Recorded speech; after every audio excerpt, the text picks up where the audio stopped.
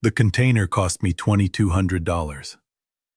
That's the number I keep coming back to, sitting down here in the dark during the hours I've started calling the dead shift. 0300 to 0600, when the generator is off and the battery bank is carrying the ventilation fan alone, and the silence gets so total I can hear my own blood in my ears. $2,200. A used, 40-foot high-cube evergreen unit with some dents in the corrugation and a previous life carrying refrigeration compressors from Busan to Long Beach. I bought it from a depot outside Tulsa in March of 2023, paid cash, and had it trucked to a 12-acre parcel of scrub oak and red dirt I'd been making payments on since 2019. The parcel is in Osage County, Oklahoma. No neighbors within line of sight. The nearest paved road is 1.25 miles of graded gravel from my gate, and the gate is just 2 cedar posts with a cable between them. I was, a pipeline welder. 23 years running beads on carbon steel and alloy pipe for midstream companies across the Texas Panhandle, Oklahoma, Kansas, sometimes up into the Dakotas. MIG, TIG, stick, flux core. Pipe racks in the wind at 40 below. If you've ever driven past a compressor station or a metering facility and noticed the web of pipe coming in and out of the ground, some of those welds were mine. I had a Class A CDL to haul my rig between jobs and a decent reputation with the unions, and what that added up to in practical terms was this: I understood metal. I understood what steel does under load, under heat, under soil pressure, under corrosion. I understood what happens to a sealed vessel when the pressure differential changes. And I understood, from years of watching gaskets fail and flanges crack and welds porosity test bad, that every closed system is a negotiation between what you designed it to do and what physics will eventually demand. That knowledge is why I'm alive. It's also why I'm not sure the alive part is going to continue much longer. Let me explain how this started. I didn't build the shelter because I expected zombies. Nobody expected zombies.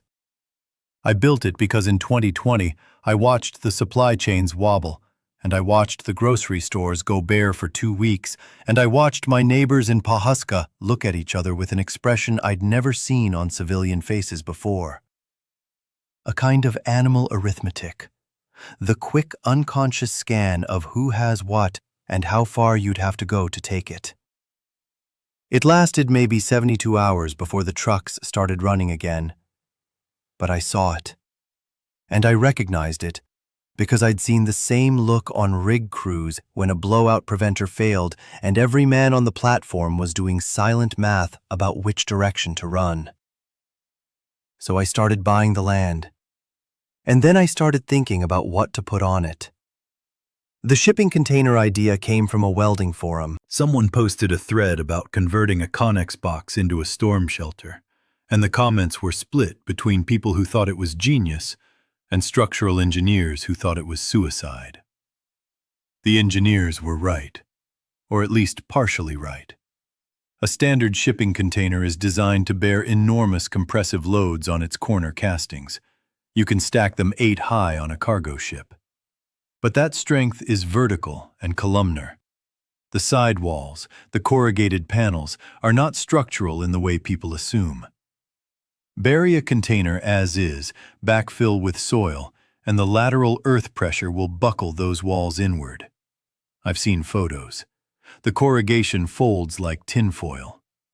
The engineers were not wrong. But they were solving the wrong problem. They were thinking about a box. I was thinking about a vessel. What I built was not a buried shipping container. What I built was a steel-reinforced pressure hull that happened to start its life as a shipping container, in the same way that a pipeline starts its life as a roll of flat steel plate before somebody curves it and welds the seam and hydro-tests it to 1500 psi. The container was my starting stock. The structure I put it inside was the actual shelter. Here is what I did. It took me 14 months. First, I excavated. I rented a Case 580 backhoe and dug a hole 52 feet long, 14 feet wide, and 12 feet deep. The soil in that part of Osage County is mostly red clay over sandstone, and the water table in March sits about 22 feet down, so I had margin. I sloped the walls at a 30-degree angle to prevent cave-in during construction. The total amount of soil I moved was somewhere around 400 cubic yards, and I piled it east of the hole because the prevailing wind comes from the southwest, and I didn't want erosion washing it back in. Second, I poured a slab. 4 inches of crushed gravel for drainage, 6 mil poly vapor barrier, then 6 inches of 4,000 psi concrete with number 4 rebar on 18-inch centers in a grid. I used a portable mixer and did it in sections. It took 11 days. When it cured, I had a flat, level, watertight floor slightly larger than the container's footprint. Third, I lowered the container. I hired a crane service out of Bartlesville, told them I was putting in a workshop. The operator set the container centered on the slab, and I welded it to steel plates I'd embedded in the concrete. 8 anchor points, 6-inch fillet welds, ground smooth. The container was now mechanically bonded to the foundation. Fourth, and this was the critical phase, I built the exoskeleton. I welded a cage of 4-inch square tubing around the entire container at 24-inch intervals, running laterally from the slab up and over the top. Each rib was a continuous piece bent on a hydraulic tube bender I'd borrowed from a buddy's shop. The ribs tied into the slab through gusset plates welded to the anchor points. Then I welded horizontal stringers between the ribs, creating a lattice that distributed any soil pressure evenly across the container's corrugated panels. The corrugation now had backup. Lateral earth pressure would push against the steel wall. The wall would transfer the load to the ribs would transfer it down to the slab. It was the same principle as a stiffener ring inside a pressure vessel. I'd built hundreds of those on pipeline manifolds. Fifth, I waterproofed. 2 coats of cold-applied bituminous membrane on every exposed surface, then a layer of drainage board, the dimpled plastic sheeting you see on foundation walls, with a filter fabric facing outward. At the base, I laid perforated drain tile in a gravel bed, sloped to a sump at the northwest corner. If groundwater ever rose high enough to reach the shelter, it would hit the drainage board, migrate down to the tile, flow to the sump, and pool in a 5-gallon bucket I could pump out manually with a hand bilge pump piped to a discharge line running uphill to the surface. Sixth, I backfilled. Slowly. 6 inches at a time, tamped with a plate compactor rented from the same equipment yard. The exoskeleton ribs held. I watched for deflection with a straight edge and a flashlight from inside after each layer. No movement. The walls stayed true. When the fill reached the top of the container, I continued over it. 18 inches of compacted clay over the roof, then 6 inches of topsoil seeded with native grass to blend with the surrounding landscape. Seventh, I built the entrance. This was the part I redesigned 3 times. I couldn't use the container's original cargo doors. They were at ground level, and I needed the entrance to be concealed. I cut a 30-inch square hole in the container's roof toward the northeast end, welded a vertical shaft of 14-gauge steel up through the backfill, and capped it at grade with a hatch I fabricated from 1/4-inch plate with a rubber gasket, hinged on the inside with a locking bar. Over the hatch, at the surface, I placed a weathered fiberglass livestock water tank, bottomless, that I could tilt aside. From 20 feet away, it looked like every other stock tank in Osage County. Below the hatch, inside the shaft, I welded steel rungs. 8 rungs down to the container floor. The shaft was tight. My shoulders brushed both sides. I am not a large man, 5'10", 170, but I remember thinking during the first test descent that a bigger person would have trouble. Those were the bones. The rest was systems. Air. A 4-inch PVC intake pipe running from inside the container up through the backfill, emerging at the surface inside a cluster of cedar stumps I'd arranged to look natural. The intake was screened against animals and capped with a gooseneck to shed rain. Inside the container, the intake fed into a 2-stage filter housing I'd assembled from HVAC parts, a MERV 13 pre-filter and a bank of activated carbon. A 12-volt brushless blower pulled air through the filters and pushed it through a 6-inch round duct running the length of the container ceiling. A separate 4-inch PVC exhaust pipe exited the container at the opposite end, rising to the surface through its own concealed exit. The blower ran continuously. It drew about 40 watts.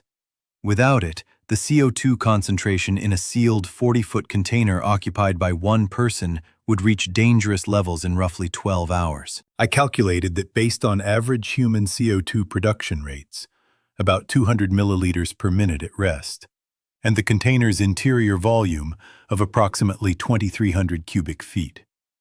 The filter system was not CBRN rated.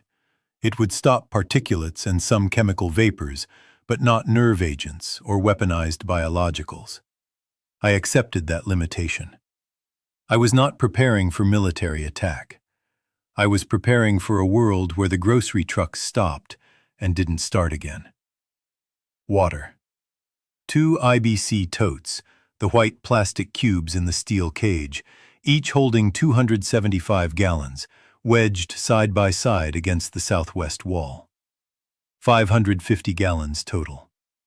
At 1 gallon per day for drinking and cooking, that was 18 months.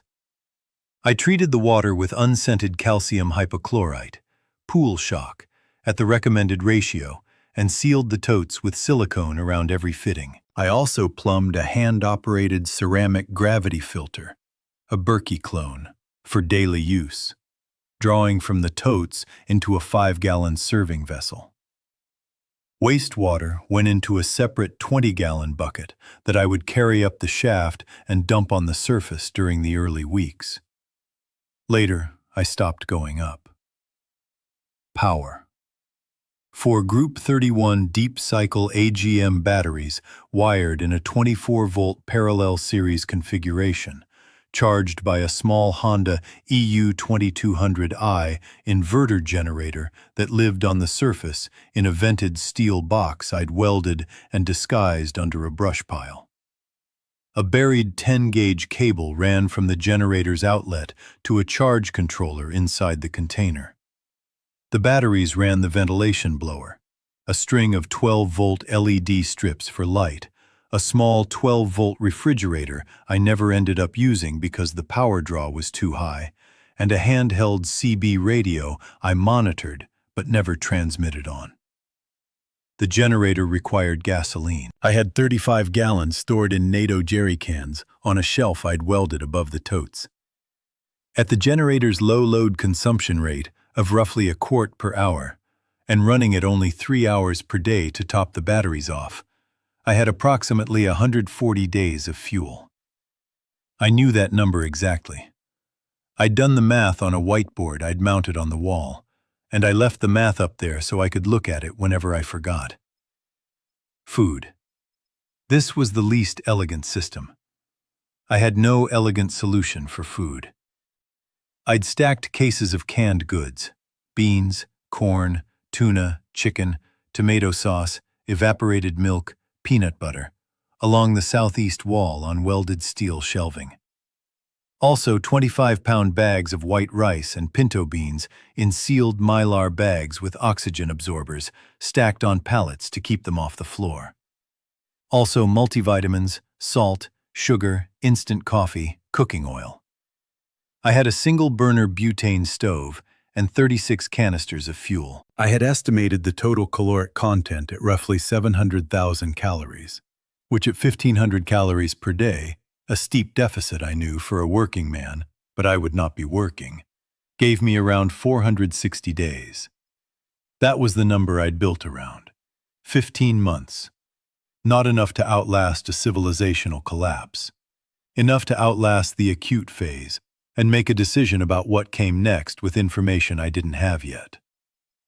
I finished the shelter in May 2024, and then I sat on my land above it, in a folding chair, drinking coffee from a thermos in the Oklahoma evening, and I felt something I did not expect.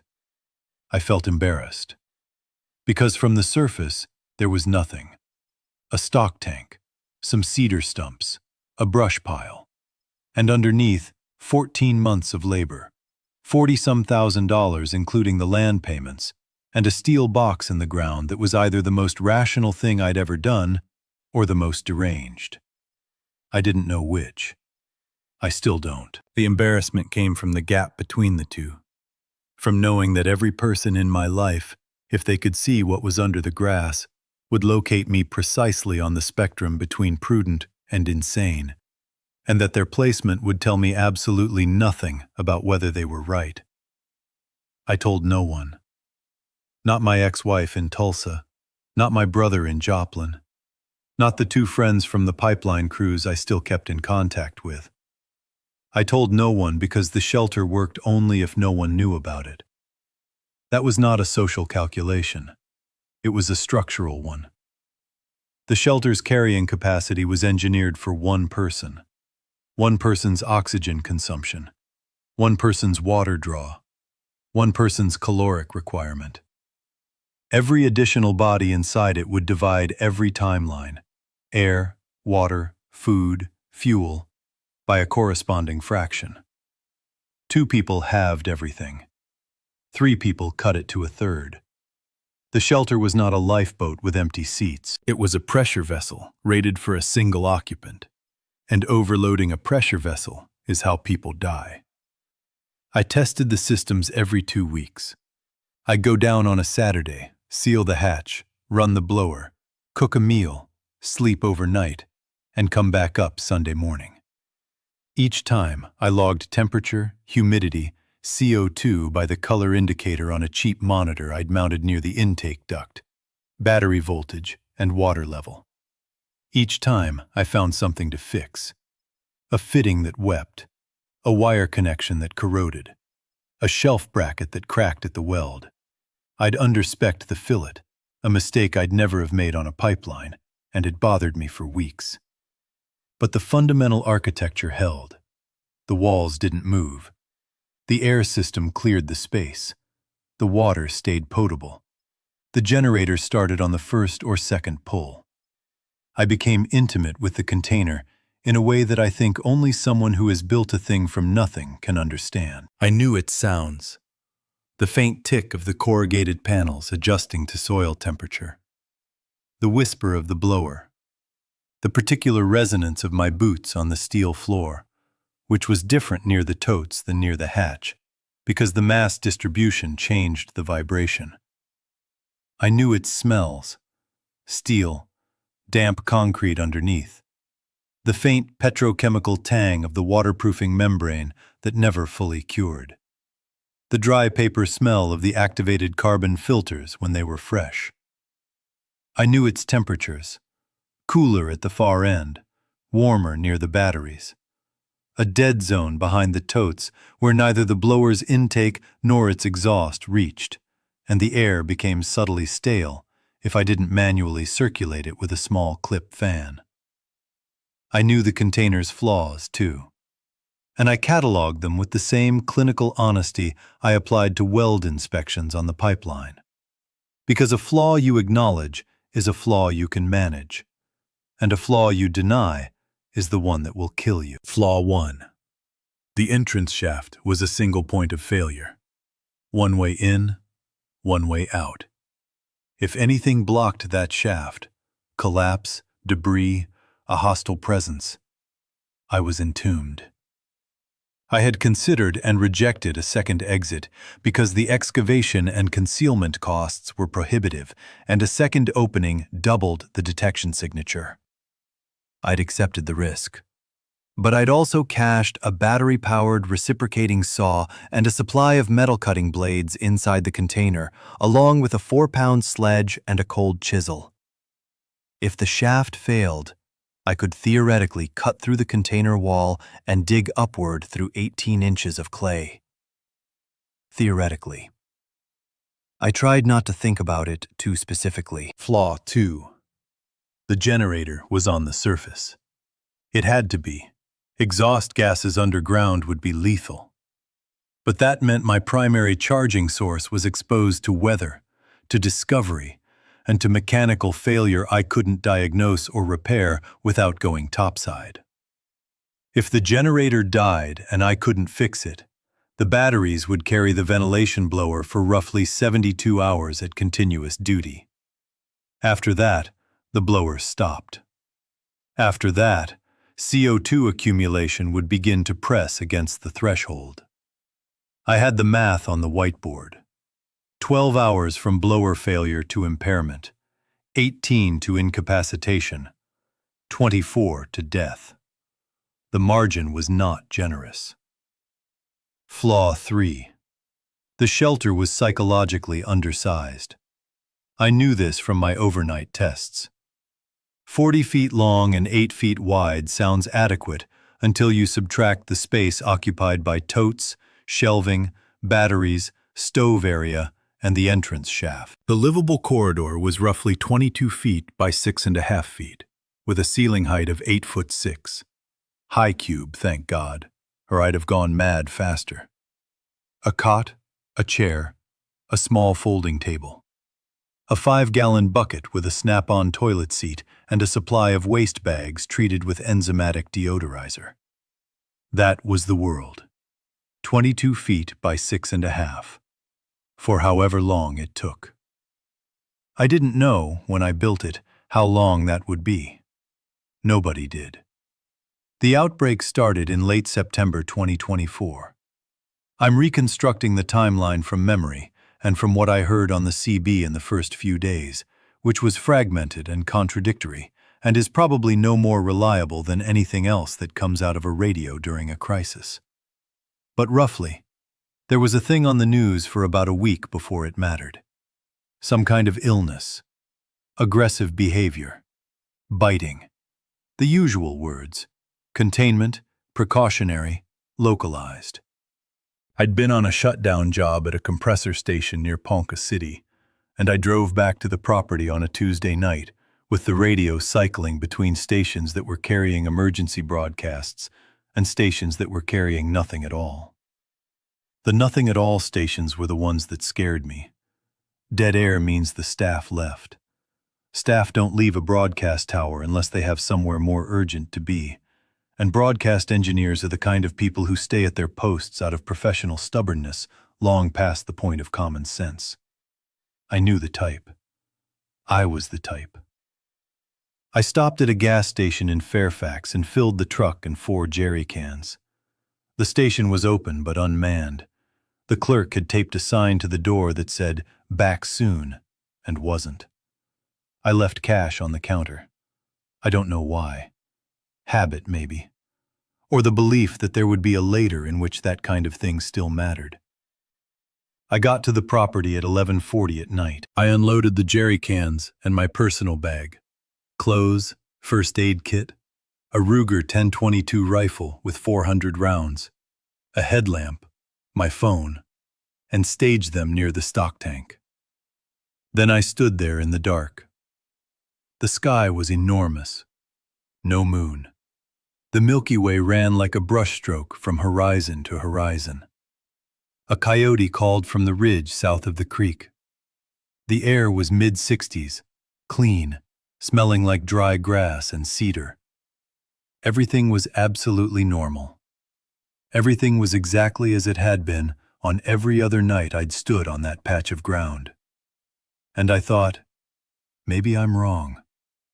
Maybe this is a bad flu that burns out in 2 weeks, and I'll feel like an idiot for going underground. Then I heard the sirens. They came from the southeast, Pawhuska probably, 7 miles away. Not one siren, many. Layered, overlapping, some winding up and some winding down. A density of sirens that meant the emergency services were not responding to an incident. They were responding to a condition. I tilted the stock tank. I opened the hatch. I lowered my supplies. I climbed down the 8 rungs. I pulled the hatch shut above me and pushed the locking bar into place. The sound stopped. All of it. Sirens, coyotes, wind. The seal between the rubber gasket and the steel hatch was airtight enough to drop the outside world to absolute zero. I stood at the bottom of the shaft in the dark. I hadn't turned on the LEDs yet, and I breathed and listened to nothing. Then I turned on the lights, and the shelter was exactly as I'd left it. Every can on its shelf, every fitting tight, the blower humming, the CO2 monitor reading green, the whiteboard with its math, the cot with its sleeping bag, the bucket with its lid. My world. For the first week, I followed a protocol I'd written out and laminated and taped to the wall near the cot. The protocol was the kind of thing you produce when you have 14 months of construction and no one to talk to. Absurdly detailed, broken into 30-minute blocks, specifying everything from generator run times to meal schedules to exercise, push-ups, squats, stretching in the corridor, 2 sets of 30 per session, 3 sessions per day, to a mandatory 30 minutes of cognitive engagement, which meant reading from a small stack of paperbacks I'd brought down, 2 Louis L'Amour novels, a copy of Zen and the Art of Motorcycle Maintenance I'd been meaning to read for a decade, and a plumbing code reference manual I found more soothing than any fiction. The protocol worked. For a week. It gave structure to hours that would otherwise have been shapeless, and it kept me from spending all my time on the CB, which was the one system I hadn't fully thought through. The CB was a Uniden handheld, and I'd run a coax cable from the unit up through the shaft to a small magnetic mount antenna on the underside of the stock tank. Reception was poor. I could hear fragments, trucker chatter on Channel 19, some amateur crossband activity on Channel 9, occasional bursts of what sounded like military comms on frequencies I couldn't identify. The fragments told me this. It was bad. It was spreading. It was not a flu. I heard a woman on Channel 9 say, "They don't stop when you shoot them in the chest." She said it the way you say a factual observation, not the way you say something hysterical. That was what convinced me. By day 10, I stopped following the protocol in its original form. Not because I'd abandoned discipline, but because the protocol hadn't accounted for the actual psychological texture of underground isolation. It had scheduled my actions. It had not scheduled my thoughts. And my thoughts, left unscheduled, did what thoughts do in small dark spaces. They expanded to fill the available volume and then kept expanding. I thought about my brother. He and his wife and their 2 kids lived in a ranch house on the south side of Joplin, in a neighborhood with no fences and wide streets, and houses so close together you could hear your neighbor sneeze. It was the opposite of a defensible position. I had not told him about the shelter. I had not told him to leave Joplin. I had not told him anything at all, because every scenario I ran in my head ended the same way. He'd want to come, or he'd want to bring his family, and the shelter would not support 5 people. The math was simple and merciless. 5 people would consume the air supply 5 times faster, the water in 110 days instead of 550, the food in 90 days instead of 460. The shelter was a single occupancy vessel. It was not a design preference. It was physics. But physics doesn't answer the question that comes after the math. The question that comes after the math is, so you let your brother die because the container was too small? Yes, that's the answer. I built a box that fit 1 person, and I chose to be that person. And the arithmetic that makes the choice rational does not make it tolerable. I knew this when I built it. I know it now. The knowing doesn't reduce the weight. It just changes its texture, from sharp surprise to dull, permanent compression, like a weld bead that holds but never stops being under load. On day 14, the generator failed to start. I climbed the shaft at 4 in the morning, tilted the stock tank aside, and crawled to the brush pile in the dark. The Honda sat in its vented box, and when I pulled the cord, nothing happened. I pulled it again. Nothing. I pulled it 30 times. My shoulder burned. The air was cold and smelled like smoke. Not wood smoke, something chemical, something that carried on the wind from a direction I couldn't determine. I knelt next to the generator with my headlamp on its lowest setting and went through the diagnostic chain I'd memorized. Fuel. Fine.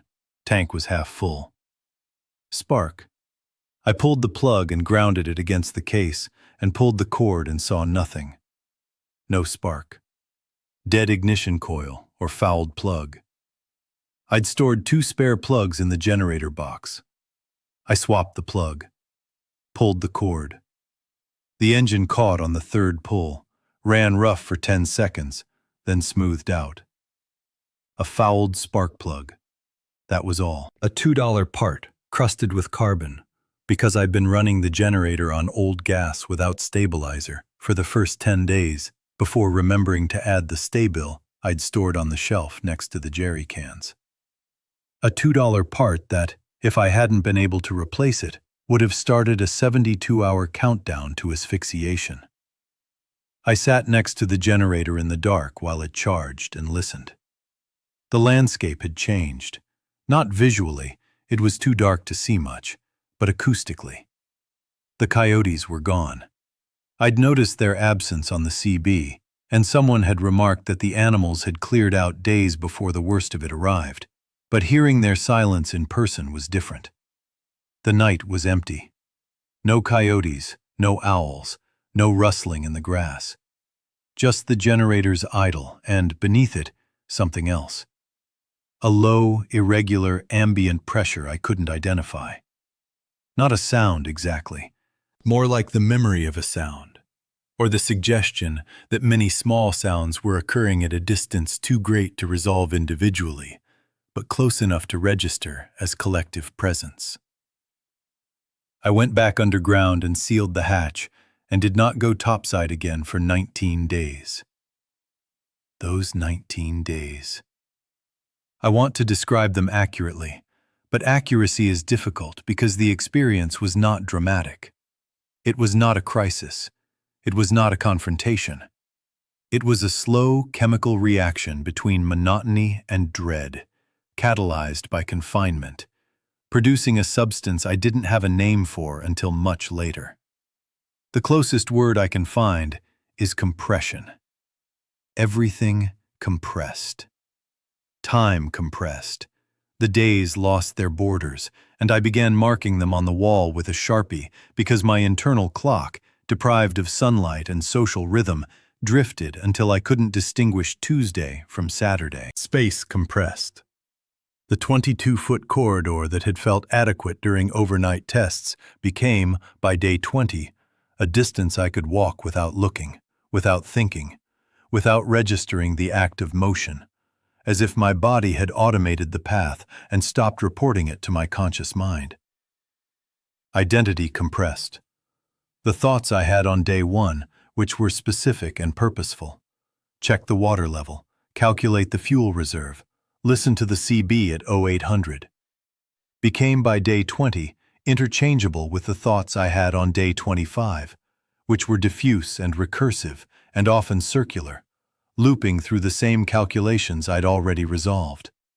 Not because I doubted the answers, but because the process of calculating was the only cognitive activity that still felt like it engaged a real faculty. I started talking to myself on day 18. Not muttering, narrating. I'd describe what I was doing as I did it. Opening the valve on tote number 1, drawing 2 quarts into the filter vessel. Water is clear, no odor. Closing the valve. Like a training video with no audience. I knew it was a coping mechanism. I didn't care. It introduced a second voice into the space, even if both voices were mine. And the presence of speech, any speech, kept the silence from reaching a density that I found myself physically flinching from. The CB became my only connection to the exterior, and by day 20, it was mostly dead. Channel 19 carried occasional transmissions. Someone coordinating a vehicle convoy heading south, a man looking for his wife, a repeating loop from what claimed to be FEMA advising people to proceed to designated shelters. Channel 9 was quieter. The woman who'd said they don't stop when you shoot them in the chest was gone. A man I'd come to recognize by his cadence. Slow, deliberate, with a slight stutter on words beginning with S. Came on every evening at 1900 and broadcast conditions in what I guessed was the Bartlesville area. Temperature, visible infected count, road status. He called himself Pawnee Mike, and his broadcasts were the most useful intelligence I received because they were observational rather than speculative. He didn't theorize about the government or the military or the cause. He reported what he saw from what sounded like a second-floor window. On day 24, he reported that the infected had reached the residential streets south of the refinery. On day 26, he reported that a fire was burning uncontrolled in the commercial district, and the wind was pushing it northeast. On day 29, he didn't transmit. On day 30, he didn't transmit. On day 31, I turned the CB off for 6 hours because the silence on his frequency had become a sound of its own, and I could not tolerate it. On day 33, the first real system failure occurred. I woke at what the Sharpie mark said was 0600 and noticed immediately that the air tasted different. Not bad exactly. Heavy. Like breathing through a damp wool blanket. The CO2 monitor on the wall was yellow. I'd never seen it go yellow. Green was below 1,000 parts per million. Normal. Yellow was 1,000 to 2,000. Red was above 2,000. Above 5,000, you lose cognitive function. Above 40,000, you're dead. I checked the blower. It was running. I checked the intake pipe for blockage by holding a strip of tissue paper near the filter housing and watching it flutter. Airflow was present, but weak. I checked the exhaust pipe the same way. Also weak. Something was restricting both. I climbed the shaft. It was daylight. The stock tank was in place. I tilted it aside and opened the hatch, and the outside air hit me like cold water. Clean, enormous, moving. I gasped. I hadn't realized how acclimatized I'd become to the shelter's atmosphere until I breathed something different. The quality of the outside air made me understand retroactively what the inside air had become. A used thing. Recycled past its design spec. Thinning. I found the problem at the intake. A mound of red clay, pushed by rain and runoff, had partially buried the gooseneck cap. The screen was clogged with a paste of mud and decomposed cedar bark. I cleared it with a stick and my fingers, wiped the screen clean, and checked the exhaust on the other end. Same issue, less severe. I cleared that too. Then I stood up and looked around. The property looked the same. Grass, scrub oak, cedar. The sky was overcast, low, with the flat gray weight of an Oklahoma autumn front. No visible movement. No sound. The smoke smell was gone, replaced by the cold, metallic scent of approaching rain. I almost went back down immediately. The protocol, my own protocol, written by my own hand, said to minimize surface exposure. Get what you need and get underground. But I stood there. I stood there for maybe 10 minutes, just breathing, feeling the wind, feeling the space above me, the sky's depth, the 360-degree horizon that I hadn't experienced in over a month. The tears were involuntary, and I let them happen, and I did not assign them a narrative. They were a physiological response to sensory reintroduction. That's what I told myself. That's what I still tell myself. I went back down. The air cleared within 2 hours.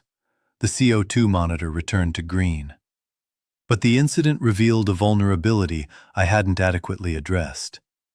The air system required periodic surface maintenance. The intake and exhaust were exposed to weather, biological fouling, and, now that I thought about it with the focused attention that a near miss provides, potentially to deliberate blockage. If someone or something sealed those pipes, I'd have the same 72-hour battery window, followed by the same asphyxiation timeline. The shelter's life support system began and ended on the surface. Everything underground was just the middle of a chain whose endpoints I couldn't defend without leaving the shelter. The design had a fundamental paradox at its core. The shelter protected me from the surface, but the shelter depended on the surface to keep me alive. I began going topside every 5 days. Quick trips. 0400 before dawn. Check the intake, check the exhaust. Run the generator for 90 minutes. Scan the perimeter with binoculars from a crouch beside the stock tank. Each trip lasted between 90 minutes and 2 hours. Each trip felt like removing my own armor, one plate at a time, in the presence of something I couldn't see.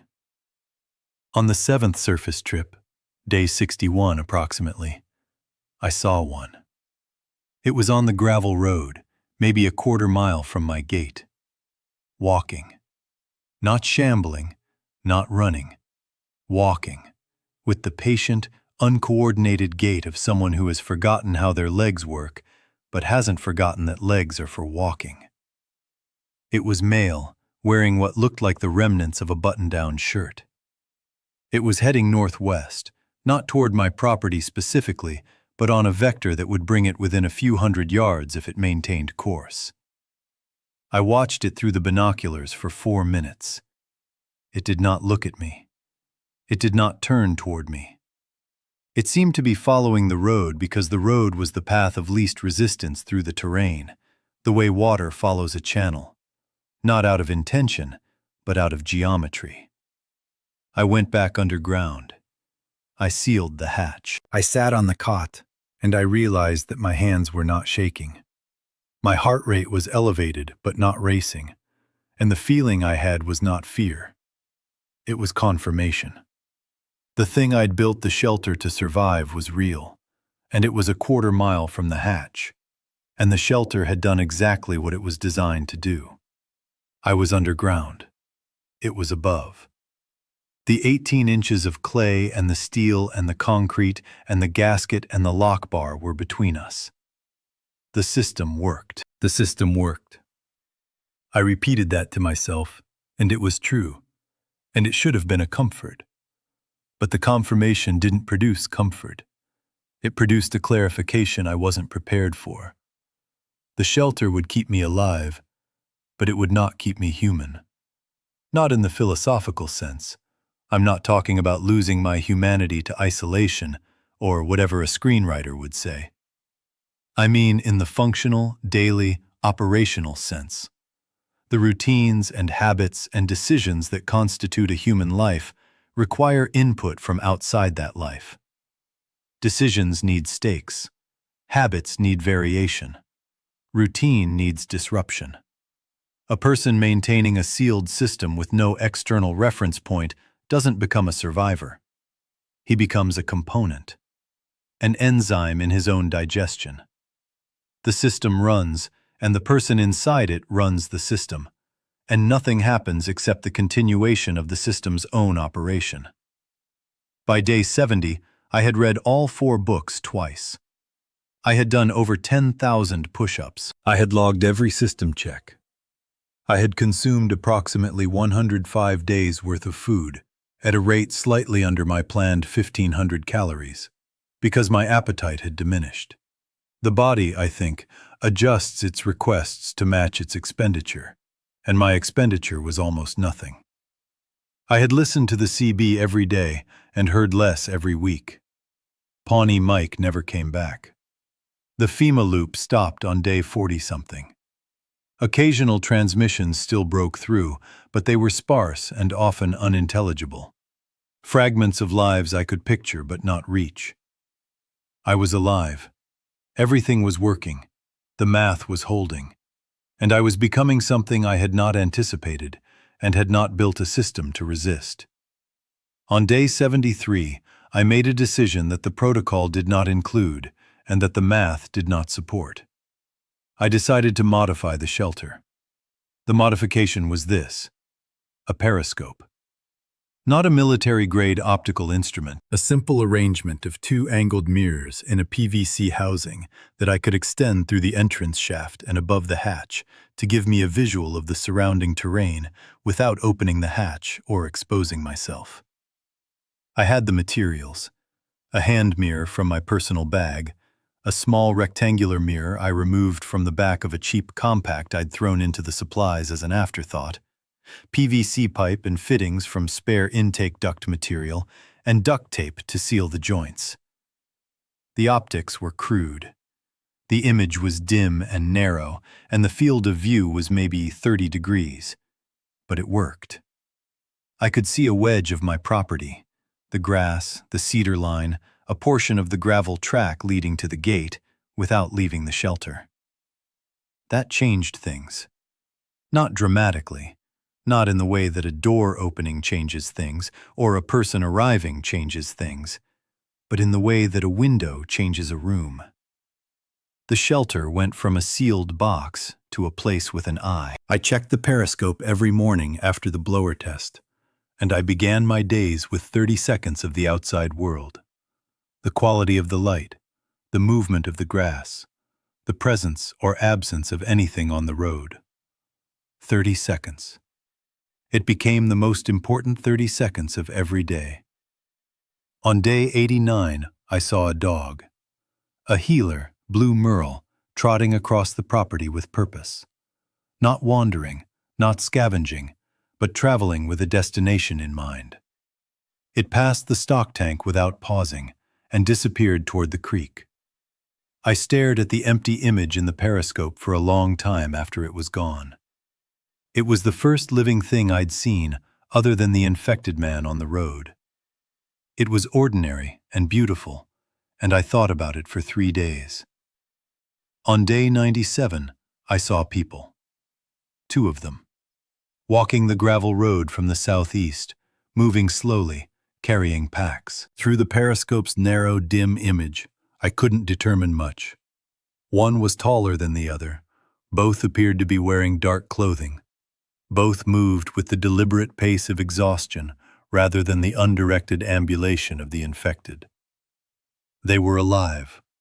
They were human. They were walking past my property on a road that led nowhere I knew of except more empty ranch land to the northwest. They didn't stop. They didn't look toward the stock tank or the brush pile or the cedar stumps. They walked past and they were gone. And the gravel road was empty again, and I was underground with my hand on the periscope housing and my heart doing something I hadn't felt in months. Not fear, not confirmation, but a pull, a lateral force, a vector that pointed up and out, toward the road, toward the 2 figures already out of view. I wanted to open the hatch and shout. I wanted to ask where they were going and whether they'd seen anyone else, and whether Pawhuska still existed, and whether anything still existed beyond the circle of grass I could see through a tube of PVC and 2 crooked mirrors. I didn't open the hatch. The protocol said don't. The math said don't. The shelter's design said don't. But the pull didn't stop. It sat in my chest like a lodged fragment, and for the first time, the math on the whiteboard, the careful, correct, inarguable math, looked like something other than wisdom. It looked like a cage whose dimensions I had chosen and whose lock I had designed and whose key I held in my hand but could not use because the math said the cage was the only safe place. Day 110. I found the first crack. Not metaphorical, a literal crack. A hairline fracture in the concrete slab, running diagonally from beneath the northwest tote toward the sump corner. I found it during a routine inspection. I'd been doing a hands and knees visual sweep of the floor every 10 days, looking for moisture intrusion. And on this sweep, my headlamp caught the shadow of a line that hadn't been there before. I traced it with my fingertip. Maybe 4 feet long, narrow enough that I couldn't fit a thumbnail into it, but present, real.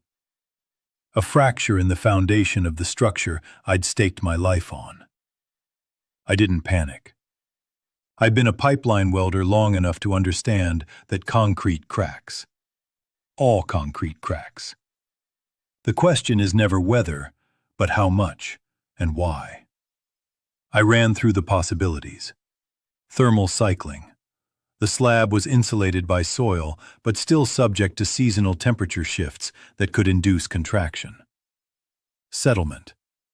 The gravel base beneath the slab might have compressed unevenly under the combined weight of the container, the exoskeleton, and the backfill. Hydrostatic pressure. If the water table had risen seasonally, the upward pressure against the underside of the slab could induce tensile stress the rebar grid wasn't designed to fully absorb. Any of those explanations was plausible. None of them, individually, was catastrophic. A hairline crack in a 6-inch slab with rebar on 18-inch centers was not a structural failure. It was a stress indicator. A note from the physics I'd tried to account for, informing me that the account was not perfectly balanced. But I monitored it. I marked each end of the crack with a Sharpie and wrote the date. I laid a bead of silicone caulk along its length to seal against moisture and to serve as a telltale. If the crack widened, the caulk would stretch and eventually tear, giving me a visual record of movement. I checked it every 3 days.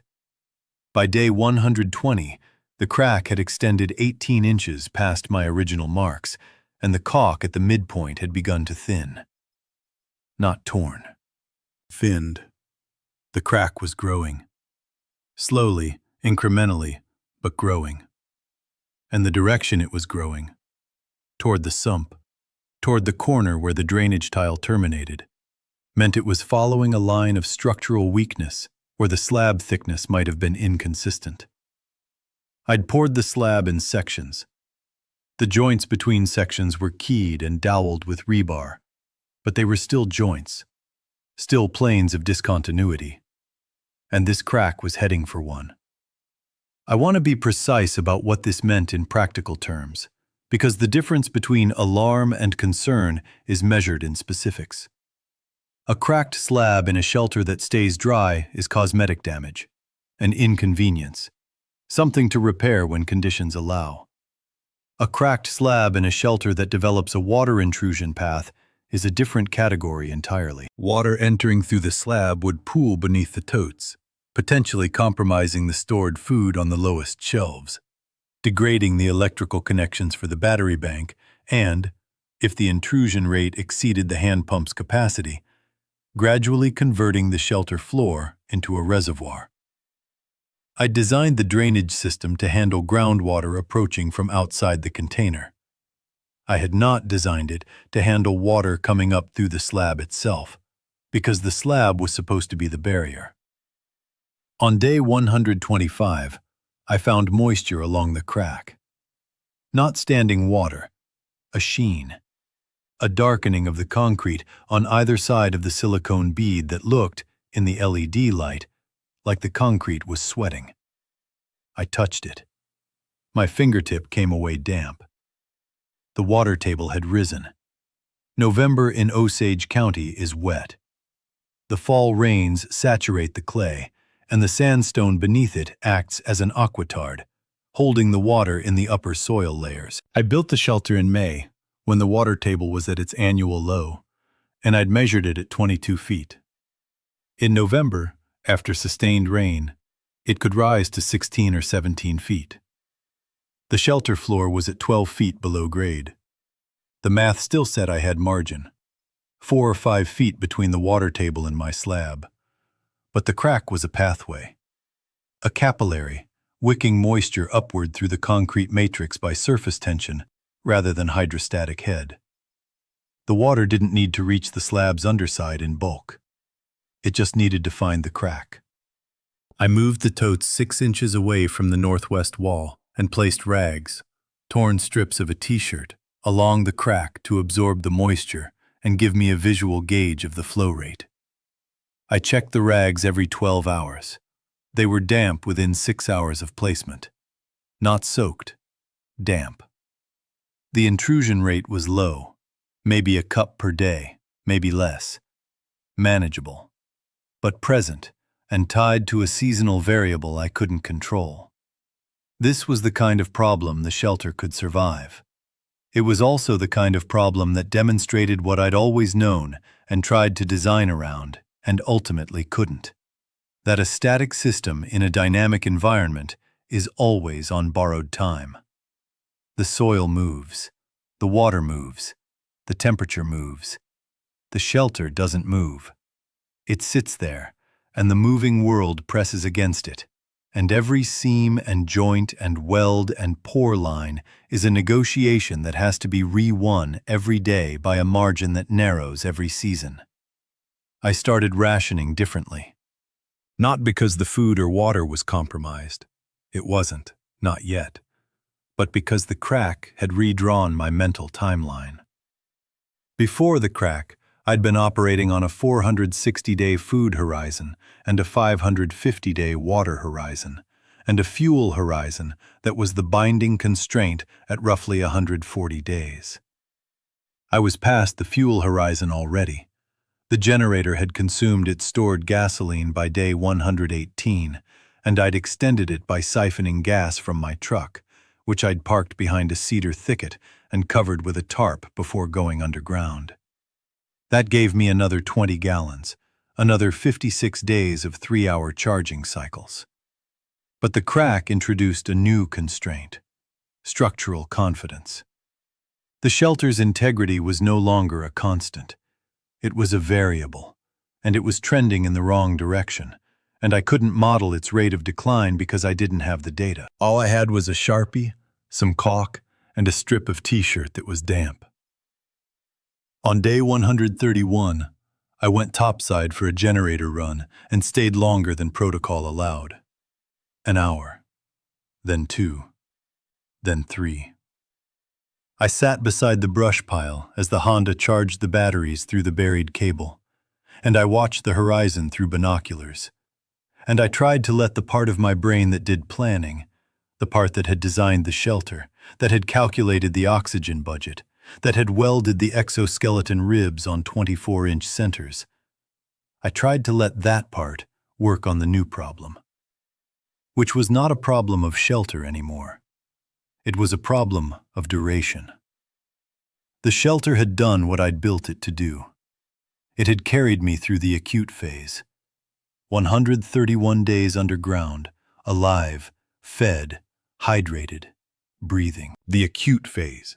The first wave, the infrastructure collapse, the die-off, whatever name history would eventually apply, was either over or so deeply established that the distinction between acute and chronic had dissolved. The world I'd hidden from was not going to revert. The sirens were not going to restart. The grocery trucks were not coming. Pawnee Mike was not coming back on the radio. The 2 people walking the gravel road were not coming back for me. The shelter was not a solution. It was a delay. A very expensive, very well-engineered, very effective delay.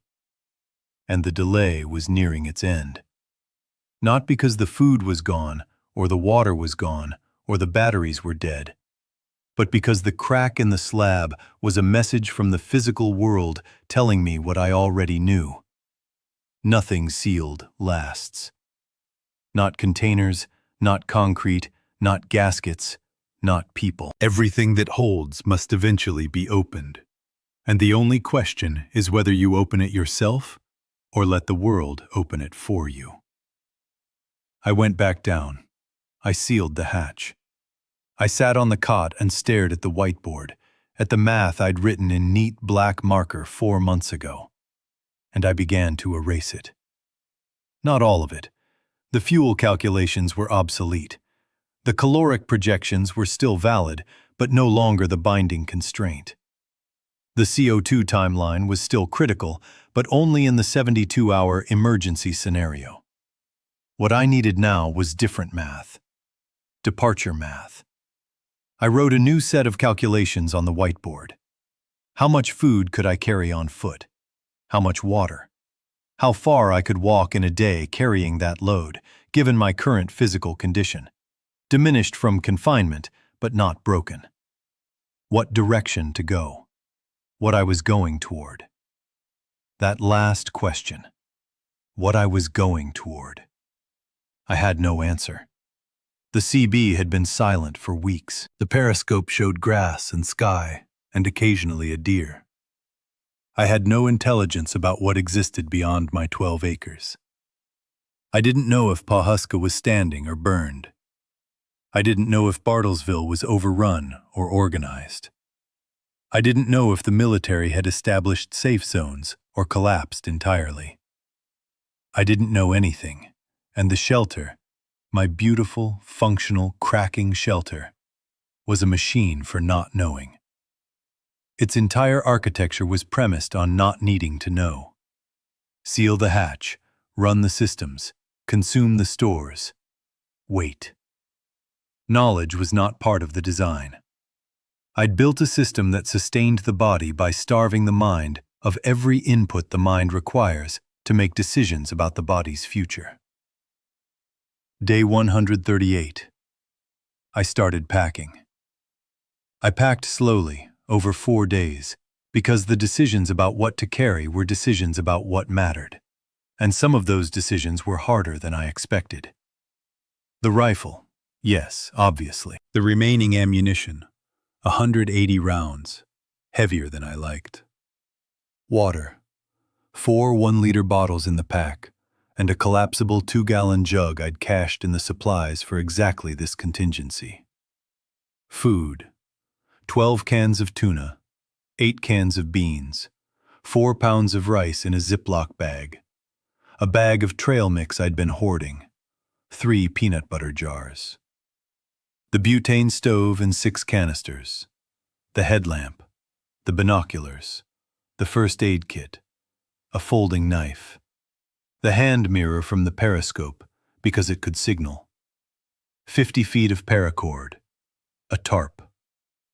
What I left behind, 400 pounds of canned goods, 400 gallons of water, the battery bank, the blower, the filters, the tools, the cot, the books, the whiteboard, the shelter, everything I'd built, everything that had kept me alive, everything that was slowly, imperceptibly, gracefully failing. I left it stocked and operational. I didn't sabotage it or strip it. I left a note, handwritten, folded, placed on the cot under the Louis L'Amour novel, that described the shelter's systems, their current status, the crack in the slab and its rate of progression, the remaining supplies, the generator's condition and fuel level. If someone found this place, they would find a functioning shelter with months of supplies and a manual for its operation. They would also find the crack, and they would have to make the same calculations I had made, and they would arrive at the same conclusion I had arrived at, which is that the shelter was not an answer. It was a question with a time limit. On day 142, I climbed the shaft for the last time. It was December, early morning. The air was cold, mid-30s, and the sky was that pale, washed-out blue that Oklahoma gets in winter, when the humidity drops and the atmosphere thins to something almost alpine. Frost on the grass, frost on the stock tank, my breath in clouds. I tilted the stock tank back into place over the hatch. From the outside, it looked like what it had always looked like. A fiberglass stock tank sitting on bare ground in an empty pasture. No one would know. No one was meant to know. I stood on my land, on top of the shelter, on top of the container, on top of 5 months of my life, and I looked south toward the creek and the ridge beyond it. The landscape was quiet. Not the dead silence of the first weeks, when even the animals had fled, but a recovering quiet. Birdsong at the margins, the distant complaint of a crow, the rustle of something small in the dry grass. The world was not empty, it was depopulated. And there's a distinction between those two things that matters enormously when you're standing on a hilltop trying to decide which direction to walk. I walked east, not because east was better than any other direction, but because the terrain east of my property dropped into a creek valley that connected to Birch Creek, which connected to Bird Creek, which ran through the Osage Reservation and eventually toward Bartlesville. Water meant a navigation line. It meant game trails. It meant the possibility of other people following the same logic I was following. The logic that says, when everything collapses, go to water. The first day was 17 miles. I know because I'd studied the topographic maps I'd kept in the shelter and marked my intended route on a laminated USGS quad. And the distance from my property to the confluence of Birch Creek and Bird Creek was 17 miles by the most direct walkable path. I made it by nightfall. My legs burned. My pack straps had worn raw spots on both shoulders through my jacket. I'd seen 4 infected, all at distance, all on open ground where they were visible long before they were close, all avoidable by simple course adjustment. They moved slowly in the cold. That was something I hadn't known and wouldn't have learned underground. Cold affected them. Not enough to stop them, but enough to change their pace from a purposeful walk to something approaching a drift. They didn't appear to suffer from it. They didn't shiver or seek shelter. They just slowed, the way a chemical reaction slows when you drop the temperature, which made me think that whatever was driving them was metabolic at a level that temperature could modulate. I slept that first night in a deer stand I found on a private ranch along Birch Creek. Steel frame, plywood platform, 12 feet up a post oak. I pulled the ladder up after me and sat with my back against the tree trunk and the rifle across my legs. And I slept in increments of 30 minutes, waking each time with the absolute certainty that something was climbing toward me, and each time finding nothing but the cold dark and the stars and the sound of the creek below. It was the most sleep I'd had in weeks. That sounds wrong, but isn't. Underground, I slept in fragments too, but the fragments were punctuated by a silence that felt predatory. A silence that was also darkness, also confinement, also the walls 8 feet apart. In the deer stand, the fragments were punctuated by space. Cold space, dangerous space, but space. The sky was above me. The horizon was around me. The air moved. And the fear I felt, real fear, mortal and specific, not the diffuse dread of the shelter, was a fear that engaged me, that demanded attention and vigilance, that treated me as a participant rather than a storage medium.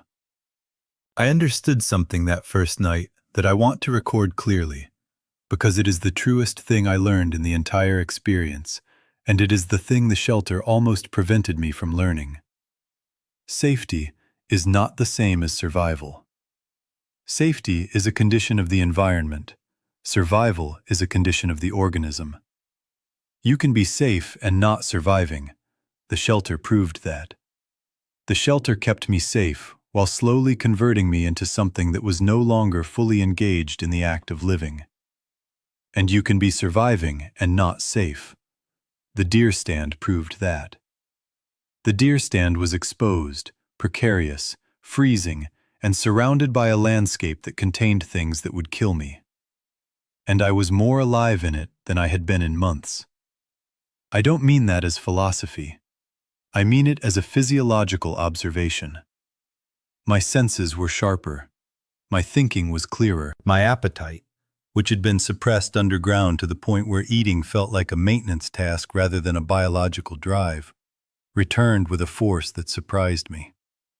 I ate a can of tuna and a peanut butter jar and a handful of trail mix for dinner in the deer stand, and it was the best meal I'd had since going underground. Not because the food was different, but because I was. The second day I followed Bird Creek southeast. The terrain was rolling, mixed oak and pasture, with occasional ranch buildings visible at distance. Some were burned. Some were intact but clearly abandoned, doors open, vehicles in driveways with flat tires and dull paint. Some I couldn't read from a distance and didn't approach. I stayed in the creek bottom when possible, where the brush and cottonwoods provided concealment, and I moved slowly, stopping every few hundred yards to glass the terrain ahead with binoculars. I saw more infected. 7 on the second day. One of them was in the creek bed itself, standing in 6 inches of water, motionless, facing downstream. It stood there the entire time I watched it, maybe 10 minutes, without moving. Not feeding, not walking, not reacting to the water flowing around its shins. Just standing. I circled it at a distance of 200 yards through the timber on the north bank. It never turned. The standing behavior was new. Underground, listening to the CB in the early days, the reports had described them as relentlessly mobile, walking, pursuing, crowding. But what I was seeing now, 4.5 months in, was different. Some of them had stopped. Not all, not most, but some had entered a state that looked, from a distance, like a machine on standby. Still upright, still presumably capable of activation if stimulated, but no longer in motion. I didn't know what it meant. I didn't know if it was a phase, something temporary that would reverse, or a trajectory, something progressive that would eventually end in collapse. I filed it as an observation and adjusted my movement patterns accordingly. Give wide berth to the standing ones too, because standby is not off. On the third day, I found the church. It was a small, white clapboard building on a county road east of Bird Creek, sitting in a recently mowed, lot with a gravel parking area containing 3 vehicles, all with inflated tires and relatively clean windshields. The sign out front read, Grace Fellowship Bible Church. And below that, in the kind of movable black letters that churches use for weekly messages, someone had spelled out, Water inside. Knock 3 times. No weapons visible. I stood in the tree line across the road for 40 minutes and watched. Smoke came from a stovepipe at the back of the building, a wood stove, recently installed, the pipe bright and unweathered. A rain barrel sat under the eave. A vegetable garden, harvested and turned under for winter, occupied a strip of ground between the church and a storage shed. The shed door was closed and padlocked. These were signs of sustained habitation, not a camp, not a waypoint. A settlement, small and careful and operational, maintained by people who had stayed in place and organized. I thought about the note I'd left in the shelter. I thought about the 2 people I'd watched walk past on the gravel road. I thought about my brother in Joplin. I stepped out of the tree line. I crossed the road. I knocked 3 times. The door opened 6 inches, held by a chain. A face appeared in the gap. A woman, mid-50s, short gray hair. Eyes that assessed me with a speed and efficiency that told me she'd done this before. How many? She said. Not a question about my group size. A question about how many infected I'd seen on the road. 7 yesterday, I said. 4 the day before. Some of them are standing still. We know about the standing ones, she said. You armed? Rifle in the pack. I can leave it on the porch. Leave it on the porch. I did. She unhooked the chain.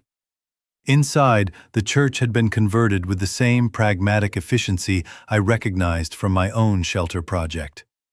Pews pushed to the walls to create open floor space, sleeping areas delineated by hung sheets, a cooking station built around the wood stove, a water filtration system that was a larger version of my Berkey. The windows were boarded from inside but not sealed, gaps at the top for ventilation and light, covered with fabric that could be dropped for blackout. Smart. Defensible but not entombed. There were 11 people. The woman who'd opened the door was named Carla, and she was not the leader because there was no leader, she said, just people who'd ended up in the same building and decided to stay. A retired schoolteacher, a young couple with a baby, maybe 4 months old, quiet in a way that babies in dangerous environments become quiet, having learned at a cellular level that silence is safety. A rancher named Dale, who'd walked in from 12 miles west with a broken arm that had been set by a veterinarian from Dewey who was also in the group. 2 teenagers, siblings, who didn't talk much and watched me with the flat, evaluative gaze I'd seen in the woman's eyes at the door. An older man, who Dale said was a former county commissioner, and who sat in a corner reading a Bible, with the focused attention of someone doing technical work rather than seeking comfort. 2 other men whose names I didn't get that first day, because they were on a supply run to a farmstead 3 miles north and didn't return until evening. I stayed at the church. I didn't intend to. I intended to rest, refill my water, exchange information, and continue east toward Bartlesville, where the last CB reports had suggested some form of organized habitation. But the church had something the shelter didn't, and it wasn't safety, and it wasn't supplies, and it wasn't even company, although it was all of those things. What it had was a future tense. The people in the church talked about tomorrow, about next week, about spring planting, about whether the standing infected would eventually fall down and what to do with the ones that didn't. About a rumor Dale had heard from a passing group that there was a functioning grid-tie solar array on a commercial chicken farm south of Nowata that could potentially be adapted. About the baby, who would need things in 6 months that they didn't have yet. The shelter had no future tense. The shelter was an eternal present, each day identical to the last, each system check a repetition, each meal a deduction from a shrinking ledger. The shelter sustained the body by suspending it in an unchanging state. The church sustained people by embedding them in a project that extended forward, that required planning and adaptation and argument and compromise. I told them about the shelter. I told them about the container, the exoskeleton, the slab, the ventilation, the totes, the batteries. I told them about the crack in the slab and the moisture intrusion and the math on the whiteboard. I told them about the note I'd left. Dale looked at me for a long time. Then he said, "How far?" 3 days' walk. 17 miles to Bird Creek, then northwest another 20-some. Can a vehicle make it? Gravel road most of the way, if the bridges are clear. We could use 400 gallons of water, he said. We could use those batteries. We could use the canned goods. I hadn't considered that.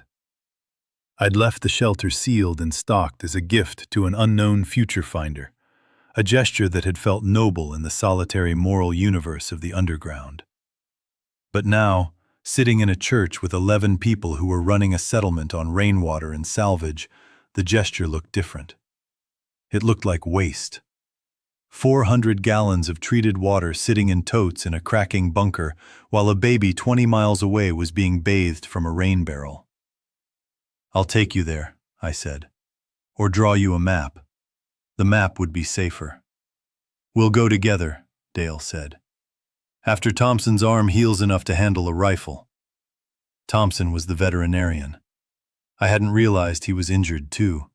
He'd been treating Dale's arm so competently that I'd assumed he was fully functional. But his left hand was wrapped in gauze that I now recognized as covering not an injury, but a deformity. 2 fingers missing at the second knuckle. Old wound. Not from the outbreak. He saw me notice and said, without embarrassment. Combine accident, 2019. I can still shoot, just can't reload fast. What I had built is a single-occupant vessel, a sealed, secret, mathematically bounded system designed to carry one man through the end of the world, was about to become a supply cache for a community I hadn't known existed.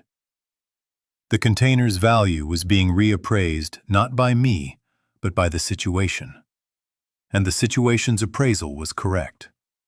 The shelter's contents were worth more distributed among 11 people in a functioning settlement than they were preserved intact in an underground box that was slowly filling with groundwater.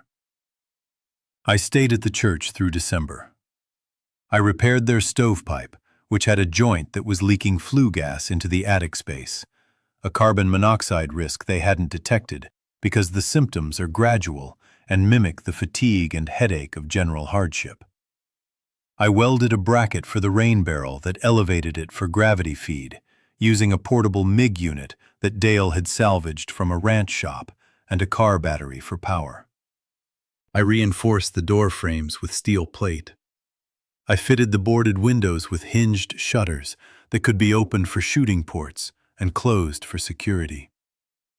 I did these things because they were what I knew how to do, and because doing them for other people engaged a part of my competence that the shelter had left dormant, the part that responds to external need rather than internal calculation.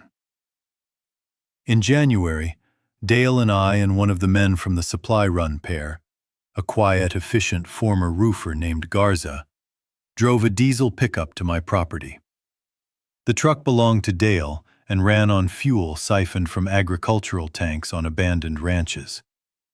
We drove carefully, slowly, on roads that were empty except for the occasional standing figure that we passed at distance without stopping. We reached the property in 4 hours. The stock tank was where I'd left it. The hatch was sealed.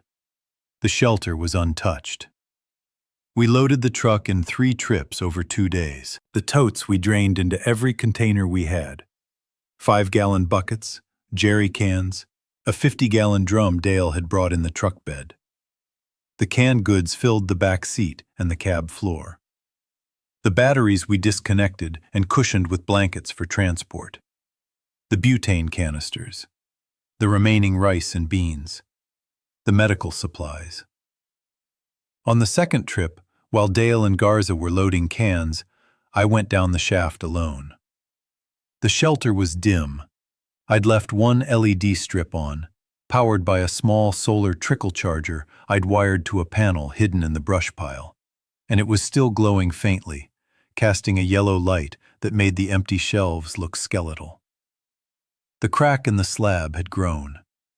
It had reached the joint between pour sections, and at the joint it had widened to maybe 1/8 of an inch. A thin film of water covered the floor in the northwest corner.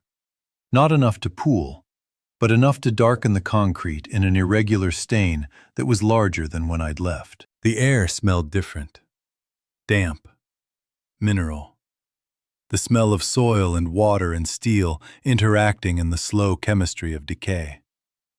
I stood in the shelter for maybe 5 minutes. I looked at the whiteboard, which still had the departure math on it. The mileage, the food weight, the direction. I looked at the cot, stripped of its sleeping bag, just a folding aluminum frame on the steel floor. I looked at the walls, which were the corrugated steel panels I'd welded the exoskeleton around, and I thought about the engineering. The ribs at 24-inch centers, the gusset plates, the drainage board, the bituminous membrane. All of it still there. All of it still functional. All of it still holding, despite the crack, despite the water, despite the months of earth pressure and seasonal shift and the fundamental entropy that grinds against every structure ever built. The shelter had worked. I want to be clear about that. The shelter had done exactly what I designed it to do. It kept me alive for 142 days underground, while the world above collapsed into something unrecognizable. Every weld held. every fitting sealed. Every system operated within parameters. The exoskeleton ribs did not yield. The ventilation system maintained breathable air. The water stayed clean. The food sustained me. The math was right. The shelter worked, and it was not enough. Not because it failed, because it succeeded at the wrong thing. It succeeded at keeping a body alive inside a steel box, while everything that made that body worth keeping alive, purpose, connection, direction, the daily friction of other people's needs against your own competence, was locked on the other side of a quarter-inch plate hatch, 8 rungs above my head. I had built a system that solved for survival and neglected to define what survival was for. And the answer to that question was not inside the container. It had never been inside the container. It was in a church 20 miles east, where a woman opened a door 6 inches and asked the right question. And a man with a broken arm said, "We'll go together." And a baby was quiet because the world had taught it to be quiet. And a veterinarian with 2 missing fingers could still shoot but couldn't reload fast. And all of them, every one of them, needed something I could do with my hands that I had been doing alone for the wrong reasons. I climbed the shaft for the last time. I sealed the hatch from the outside. I tilted the stock tank back into place. From a distance, it still looked like nothing. An empty pasture in Osage County. A stock tank on bare ground. Grass growing over clay, growing over concrete, growing over steel. Underneath, the crack was still growing. The water was still seeping. The shelter was still holding, but the holding was a negotiation now, not a guarantee. And the negotiation would continue long after I was gone. Long after the supplies were distributed and the batteries were wired into the church's system and the totes were refilled with rainwater at Grace Fellowship. The shelter would hold for a while longer. Maybe months. Maybe years if the water table dropped. And then it would yield, incrementally, the way all built things yield. Not in a catastrophic collapse, but in a slow concession. Steel returning to rust, concrete returning to calcium and aggregate. The exoskeleton ribs, still holding long after the walls they were bracing had corrugated back toward the soil that pressed against them. I got in the truck. Dale drove. Garza rode in the bed with the supplies, his back against the 50-gallon drum, a shotgun across his knees. We drove east in the thin winter light, past standing figures who didn't turn their heads, past burned farmhouses and abandoned gas stations, and a school bus on its side in a ditch with its emergency door hanging open. Back at the church, we unloaded until dark. Carla inventoried everything against a list she kept in a composition notebook. Every can, every gallon, every battery amp hour. She ran the same kind of arithmetic I'd run on the whiteboard, but her math had 11 variables instead of 1, and her timeline extended not inward toward depletion, but outward toward spring, toward planting, toward the chicken farm south of Nowata with the solar array, toward a future she was building out of the same raw material I'd used to build the shelter. Careful calculation, physical labor, and the stubborn belief that preparation matters. The difference was that her calculation included other people. Mine hadn't. Mine had been an equation with one variable, optimized for one outcome. And the optimization had been perfect. And the perfection had been the flaw. You can engineer a system for a single occupant and it will function flawlessly because there is no conflict, no competing need, no negotiation. There is only the system and the person inside it, and they become the same thing. And when they become the same thing, the person disappears into the system's logic, and what remains is not a survivor, but a maintained state. I'm writing this in the church, in February, by the light of an LED lantern powered by the batteries from my shelter. The baby's name is Marin. She started making sounds, not words, but the precursor sounds. The experimental vocalizations that precede language. The mouth figuring out what it can do before the mind decides what to say. I listened to her the way I used to listen to the CO2 monitor, for changes in frequency that indicate a shift in conditions. But the conditions she's indicating are not atmospheric. They're developmental. She's growing. She's becoming someone she wasn't yesterday. The world is falling apart around her, and she is assembling herself inside it.